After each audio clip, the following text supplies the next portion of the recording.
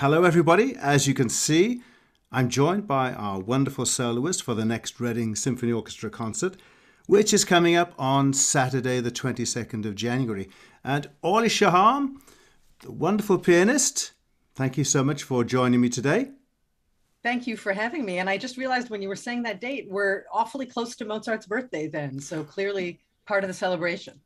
We are, aren't we? Yes. Well, I always think that January is a great month for playing Mozart. Obviously, every composer has a birthday month, but when January comes around, we're all looking for something that's cathartic or cleansing or whatever, and there's nothing better than the music rather, of Mozart to do all of that. And you're going to be playing one of his most fantastic piano concertos, the D minor piano concerto, and we call it number 20. Is it one of your favorites? I hope it is. Not only is it one of my favorites, it's actually the reason that I started playing the piano in the first place. My older brother, Shai, who was 7 years older, was learning it, and I couldn't get enough of this piece. And I remember being like maybe 3, 4 years old and saying, someday, I have to play this piece. And it turned out to be the very first piece I played with orchestra when I was about 11.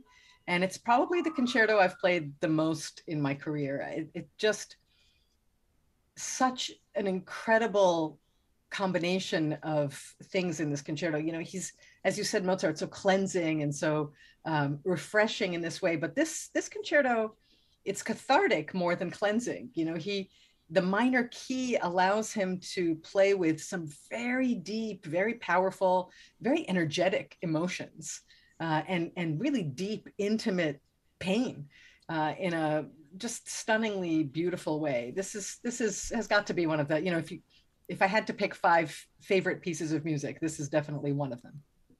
And if we say it's dark music, that doesn't, by any stretch of the imagination, call it miserable music. It's not like that at all.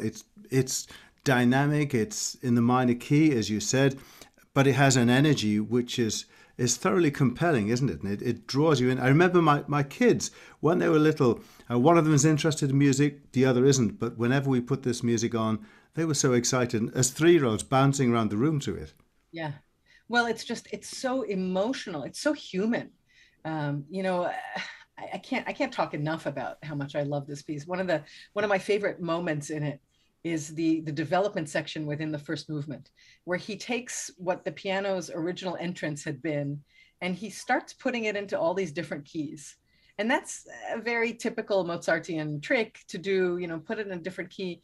But somehow in this one, every single key speaks of a completely different facet of our humanity in such a powerful way. I find it really overwhelming what he's able to do with so few notes to get it, you know, right at the core of what we feel and how we feel as people. And of course, he was writing this music for himself to perform as one of the leading keyboard players of the day. And so we see music where he's not just attempting to dazzle people with some great keyboard dexterity, but there is a depth and a profundity to the music as well. And you're just making me think, we're talking about the opening, which is is very moody, very menacing. Should be part of some sort of Dick Dastardly cartoon or something like that. Then the Yes. piano enters on a different cloud altogether.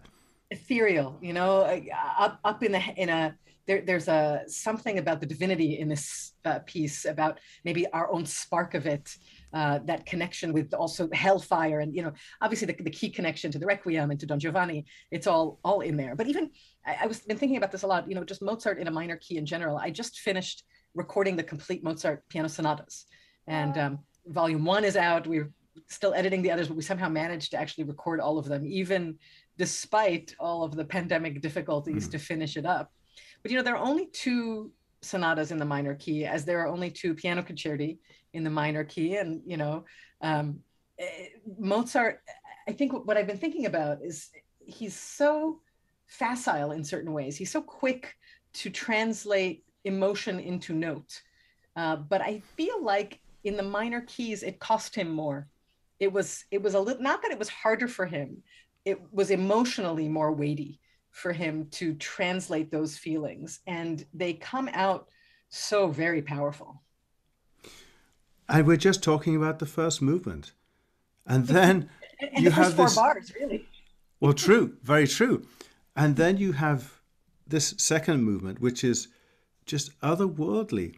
And for some of our audience who maybe aren't regular concert attendees or whatever, I'm sure they've seen the movie Amadeus. And slow movement, that was used for the closing titles, I think, for that. Yes. The moment where everybody decides they're going to spend the next 10 minutes in the movie theatre watching these titles roll by. Not just because you're interested in that, but because the music is so spellbinding. How do you get yourself placed mentally to play that sort of music? I think spellbinding is a terrific adjective for it, because he casts a spell. He puts you in a space, in an emotional space. You almost don't have to get yourself ready for it. It puts you there right away. You know, he has this feeling of kind of suspension. Time sort of stops, and you're floating on top of it with this melody that's very simple and very contained, and yet so incredibly gorgeous. I can't describe adequately the joy for me to be able to play something like that and know that you get to listen, you know, that I didn't write this beauty. I have nothing to do with it. I'm not the creator here, but that I get to kind of be a vessel and transfer that to an audience. This is precisely the kind of movement this is why we do all of it. Yeah. And, you know, a conversation like this totally vindicates what we all think about music, which is that it's a language over and above words. And if we could put into words what the music was expressing, that we wouldn't bother listening to it in the first place. But it's something else. It's something absolutely magical. And I encourage everybody, of course, to be at the concert on the 22nd. Before we go anywhere else, though, you've got to explain the banjo over your shoulder. Well, you know. Is there an encore? Are you going to play an encore for us? I always say to my husband that he reminds me a little bit of Steve Martin. Steve Martin plays the banjos. No, actually, I bought this for my husband a long time ago. His father had played the banjo. You know, he's a conductor like yourself, so this is not sort of his usual MO to do this kind of thing. But he seemed interested, and then sure enough, the banjo never took. But a couple of years later, he picked up the guitar, and he's actually been playing guitars with some real guitarists lately, which is a lot of fun. One of his pandemic projects was getting into a group of unbelievably good guitarists who allow him to, you know, sit in and play and make arrangements for them. Wow. So, wow. You know, this pandemic has been eye-opening for us all, is all I can say. Well, that's fantastic. It really is. Maybe you can just enlighten us a little bit. I'm always intrigued by performing musicians and how they juggle all of their real-life domestic obligations. But you've compounded that by marrying a musician. What on earth were you thinking about? And you both must travel a lot as well. Challenges? We do. It's very challenging, and I think having kids on top of that is only makes it more difficult. But we've been through the difficulties. Our twin boys are now 14, and they're in high school and much more self-sufficient than they were. You know, there were a few years there where it was sort of tag team parenting. You know, oh, Orli's back, hand off the figurative baton, because I'm not carrying one, but he might be.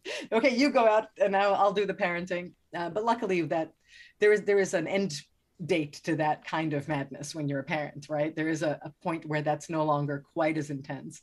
And I think we do benefit though from being both musicians. It's one of the greatest gifts is that we can talk to each other and say, oh, this happened at rehearsal. And the other one completely understands all of the layers that accompany what you just said. And there can be many layers, we all know. Hey, Orli, I just want to thank you so much for joining us today and speaking about the Mozart and about your banjo-playing husband and everything else going on in your life. And to remind our wonderful audience in Reading that the concert is on Saturday, January the 22nd, 7:30 p.m., at the Santander Performing Arts Center.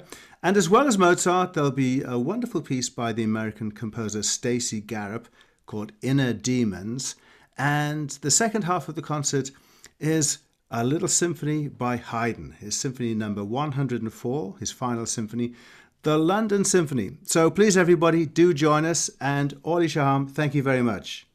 Such a pleasure. Thank you.